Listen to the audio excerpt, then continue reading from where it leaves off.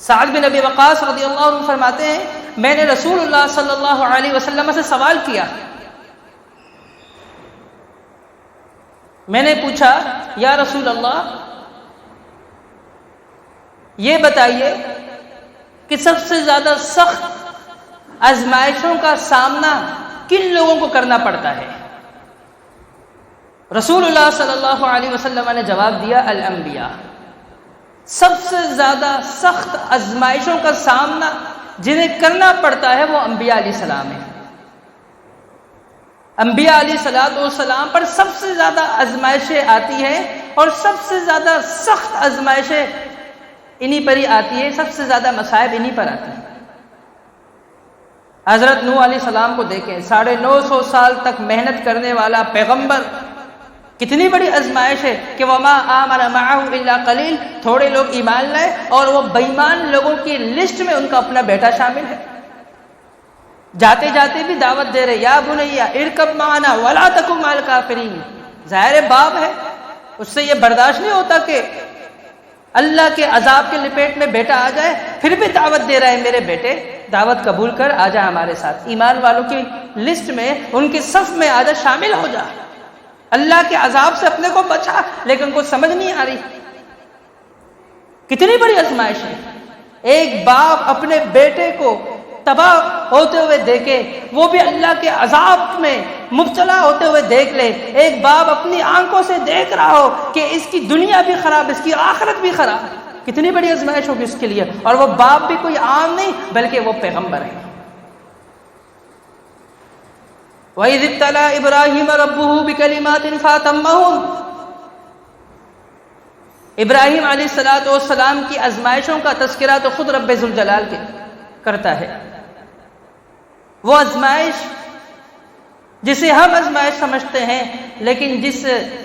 آزمائش کو رب آزمائش کہہ رہا ہے، اور وہ ابراہیم علیہ السلام کے متعلق اللہ تبارک و تعالیٰ فرما رہا ہے کہ ابراہیم علیہ السلام کو اللہ نے جتنی بار آزمایا ان تمام آزمائش پر وہ پورا اتر آیا۔ آزمائش تو وہ ہے جسے رب آزمائش کہے۔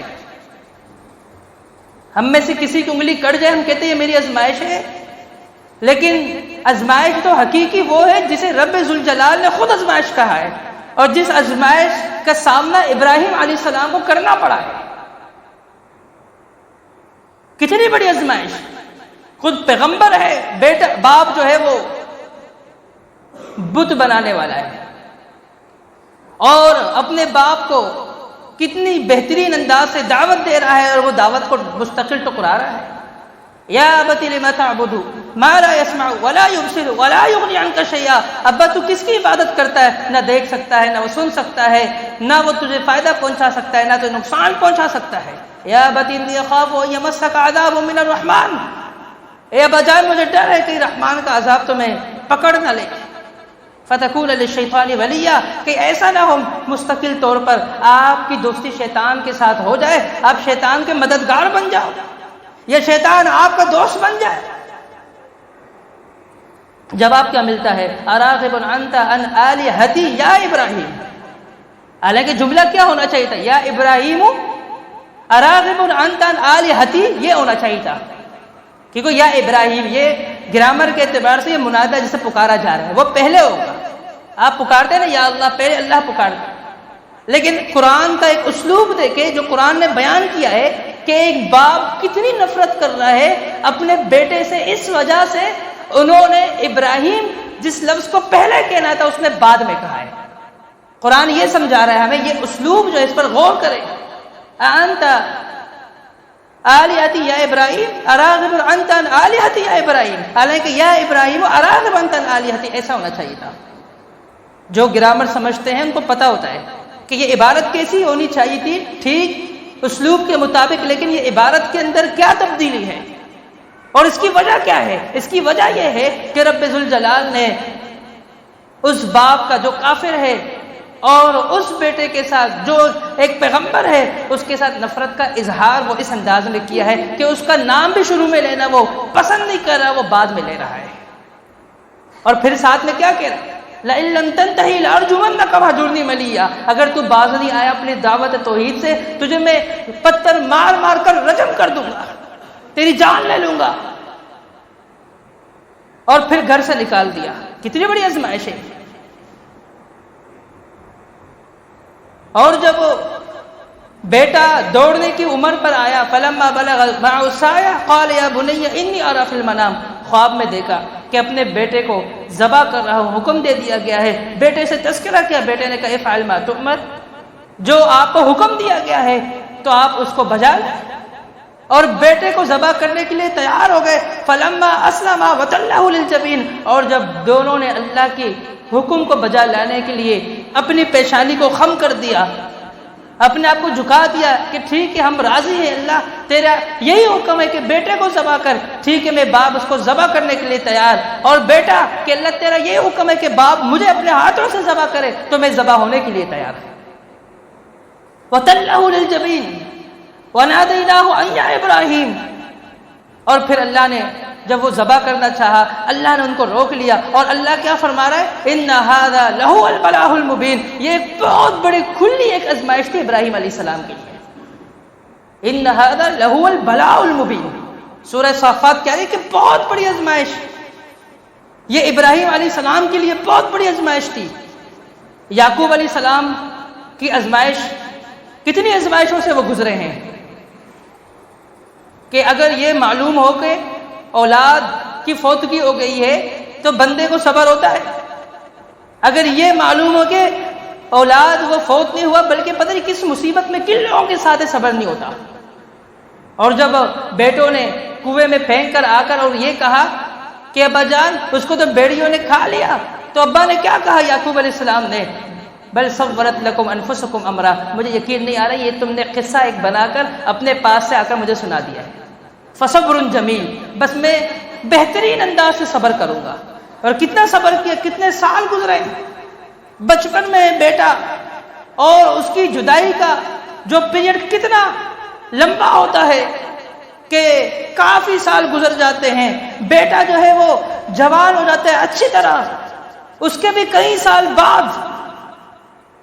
اس کے غم میں آنکھوں کی بینائی چلی جاتی ہے، آنکھوں کی روشنی چلی جاتی ہے، پھر اس کے بعد اللہ ملوا رہا ہے۔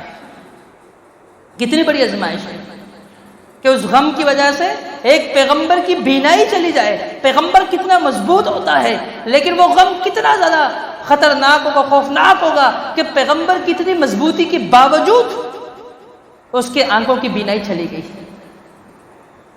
یوسف علیہ السلام کے لیے کتنی بڑی آزمائش تھی